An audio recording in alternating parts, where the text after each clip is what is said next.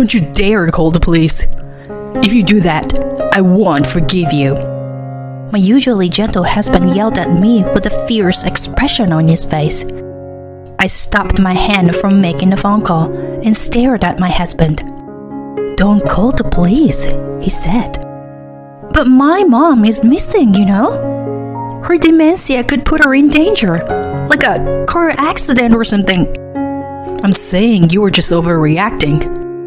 She'll come back when she's ready. I couldn't shake the feeling of doubt about my husband's argument. Then he attacked me further. You know what? I've been meaning to say this for a while, but your nervousness is making her dementia worse. Don't move around too much and wait for her to come back. He left me dumbfounded and went back to his room. Does he really care about my mother's safety? I felt betrayed by someone who was important to me and was in shock. I have to go look for her now. I pushed aside my sadness and started searching for places where my mother might be. This wasn't the first time my mother disappeared. It started a few months ago. What? My mother? Okay, I'll come right away. The call from the police was just like a bolt from the blue. They had found my mother under the overpass. I grabbed only my cell phone and wallet and hurried to the location they had given me. When I arrived, a young police officer was standing by my mother's side. He bowed slightly and he noticed me approaching. My mother had a vacant expression, but there was a gentle smile on her face that somehow made me uneasy. Thank you for your help. I really appreciate it. Mom, come on, let's go home. Lisa? What's wrong? My mother seemed to have only just noticed my presence. I realized it would be best not to take her home, so I took her to the hospital instead. The diagnosis was dementia. I thought I was prepared, but when the doctor told me, I felt like I had been plunged into a deep, dark hole. I hesitated about whether to tell my mother, but I knew it would affect her daily life, whether she knew or not. So I gathered my courage and told her. She seemed to resign herself to the news and just said, I see. Although her symptoms has just begun, I decided to send her back to her home for now, since they were not so severe. When I returned to my family home for the first time in a while, I was shocked to see so many shopping bags. Mom, why do you have so many shopping bags? Well, you see, I've been forgetting things a lot lately, my mother said in a serious tone and began to tell me about what had happened recently. It seems that she has been buying seasonings and stationery repeatedly and has also become forgetful about small things, such as forgetting to lock the front door or flush the toilet. However, she couldn't bring herself to tell anyone because she thought they would worry. When I heard about it, I almost cried. If only I could create a more comfortable atmosphere for her to talk to me. I regretted it, but I couldn't turn back time. All I can do now is to do what I can. After returning home, I reported what happened today to my husband, Bo. That's why I want to live with my mother, Bo replied without even looking at me, watching TV. Well, that's just impossible, isn't it? Wow, you don't have to say it like that. When I raised my voice, he sighed as if it was troublesome. We don't have money, and we can't take care of her in such a condition. She may be your parent, but she is a stranger to me. I don't want my hard-earned house to be filled with filth, you know? Although I wanted to argue with my husband's terrible attitude, I held back. If I fought with him now, it would really make it difficult for me to take care of my mother. My husband continued to bombard me with words, knowing or unknowingly about my feelings. When my parents were sick, I didn't cause you any trouble, did I? That's why this conversation is over. When his parents fell ill, his siblings worked hard to take care of them. However, I remember how Bo behaved shamelessly during the funeral, as if he had done all the hard work himself. Thinking that I couldn't rely on my husband any further, I decided to go to my parents' house and take care of my mother myself. From that day on, I started a busy life of household chores, part-time work, and caregiving. I consulted with the local government and managed to find some service that could be used within the scope of my mother's pension. However, there were limits to what they could provide, and I began to feel physically and mentally exhausted. No matter how hard I tried, my mother's dementia continued to progress. There were days when she didn't even recognize me and just verbally abused me. It was heartbreaking to see my once gentle mother change like this. And on such days, I cried while taking care of her. Eventually, I had no choice but to quit my part-time job. On the night I quit, I tried to discuss the idea of putting my mother in a care facility with my husband, but he dismissed it. She's your parents, so you should take responsibility for her. And figure out the money too. I wonder why I was with someone like him. But it was true that without his income, it would be difficult for me to live on my own. Now that I had quit my job, I was even more dependent on his money. Although we have some savings, I couldn't use them recklessly, as I had to consider the future. Feeling like there was nowhere to run, I felt suffocated. And then, one day, Mom? Where are you? Mom? When the caretaker had her day off, my mother disappeared somewhere. As I searched desperately, the neighbors who heard my voice helped me. Eventually, the police came, apparently because the neighbors called them. Thank you all so much. I'm sorry. While I was searching frantically, I suddenly thought of something. Come to think of it, I haven't checked the park that Dad loved so much yet. Before he passed away, he used to take walks there with my mother. The park was on their usual walking route, on the outskirts of town. I went to the park with a glimmer of hope. Mom! Oh, Lisa? My mother looked at me with a nonchalant expression. I hugged my mother while crying. The mother I hugged felt much smaller, which made me cry even more. After thanking the people who helped me search for my mother, I returned her to her house. My mother seemed tired and fell asleep right away. When I returned home exhausted, my husband was lying on the sofa. Without trying to hide his irritation, he clicked his tongue at me. I heard she was at the park this time. You made a big fuss. You should have looked for her properly before calling the police. If you knew, you could have helped me, couldn't you? Huh? I'm tired from work. I'm different from you, who have nothing to do every day.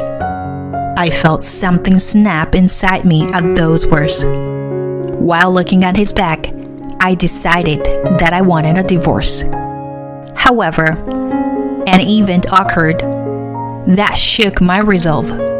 Suddenly, my husband started helping with everything.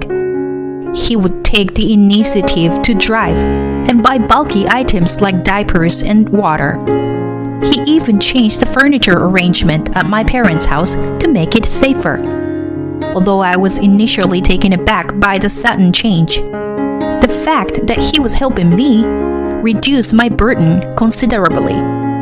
Not only did I feel physically revealed, but also felt that I wasn't alone, which helped me recover mentally.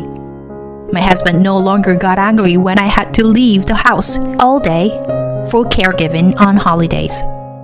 I didn't know what caused the sudden change, but it was definitely appreciated. In the midst of my lonely struggle, it felt like a ray of hope had pierced through. Those days continued for a while. Then my mother left the house again. When I hurriedly tried to find her, my husband stopped me. Calm down. She'll come back. It's possible, but something might happen this time. We should report it just in case. As soon as I said that, my husband's expression changed. Don't you dare call the police. I won't forgive you if you do. He shouted with a fierce expression. My hand that was about to make the call stopped completely when I saw his face. He must have noticed my change of expression and forced a smile. Nah, I mean, if we report, she will get hurt, you know? She's probably just around here somewhere as usual. With that, my husband hastily went back to his room. His shouting voice continued to ring in my ears, and I couldn't shake it off. So I slumped down where I was. I clenched my fist tightly and tried to calm myself down before leaving the house to look for my mother.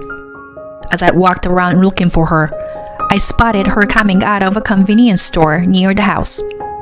I rushed over to her and saw that she was carrying a shopping bag. Mom, what are you doing here? Lisa, I just came to buy some snacks and tea. You need them when you have guests over, don't you? We already have more than enough at home, but I just couldn't resist. I bit my tongue and tried to force a smile. You're right. Let's go back home. Oh, and you want one, Lisa? I shouldn't leave my mother alone for too long. I knew my husband might object, but I thought it would be better for us to live together. When we got home, I could hear my husband talking on the phone. What are you doing? We arranged to do it today, Since the helper was off. Come on, don't tell me you forgot. Bo? What is he talking about? I thought something was suspicious, so I deliberately made some noise as I entered the house. My husband quickly hung up the phone and put on a fake smile as he let my mother inside. That night, I got up quietly so as not to wake my mother and my husband. I used fingerprint authentication to open his phone and looked at his messages. There were a lot of exchanges with a woman named Amber, and from the contents, it seemed like she was his mistress.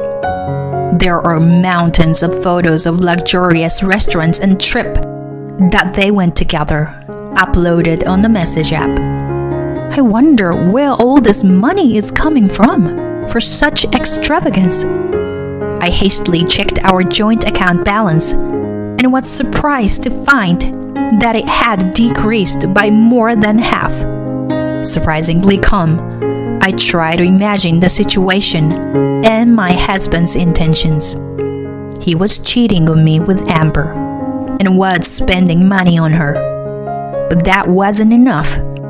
He intended to take my mother's life insurance with Amber's help.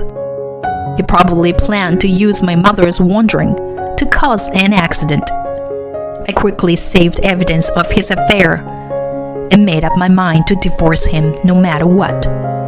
Later, a friend introduced me to a lawyer, and I also tried to keep a diary and increased the number of days I had caretaker.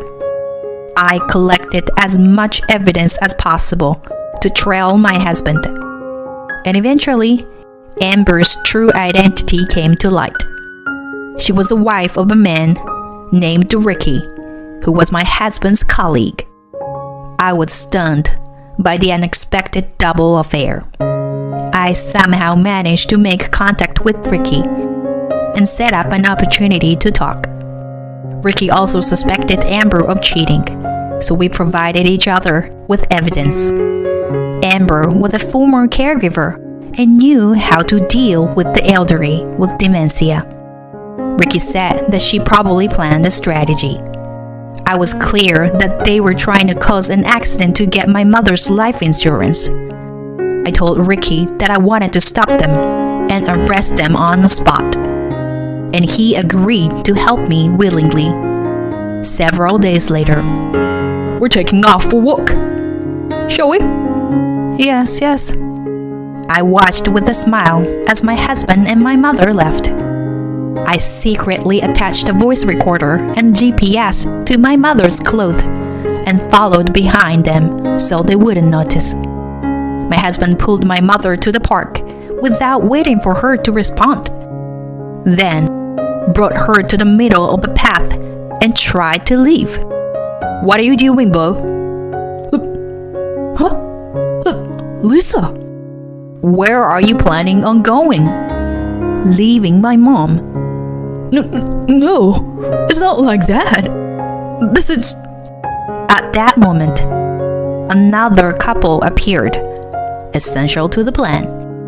Ricky grabbed Amber's arm and stood her in front of my husband. He threw her bag on the ground, and the bottle of sleeping pills spilled out. My husband realized there was no turning back and kneeled on the ground. We weren't planning on causing any harm. We just wanted to put her to sleep and leave her somewhere far away. What? That's already harmful. What are you thinking? It seems that they were planning to abandon her in an unfamiliar place, hoping that she would get into an accident so that they could receive the insurance money. He believed that he could then live happily ever after with Amber on the run.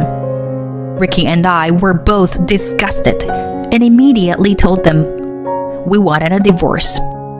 Although they couldn't be charged with actually kidnapping or harm, we wanted to end our marriage with these people as soon as possible. My mother stood there, looking like she couldn't understand anything that had just happened. I took her hand and left the scene. A few years later, Ricky came to visit me. Thank you for coming. I appreciate it. It's the least I can do. In the photo displayed on the altar, my mother was beaming with a smile. Thanks to the voice recorder I had on my mother's clothes, we had the evidence we needed to claim compensation.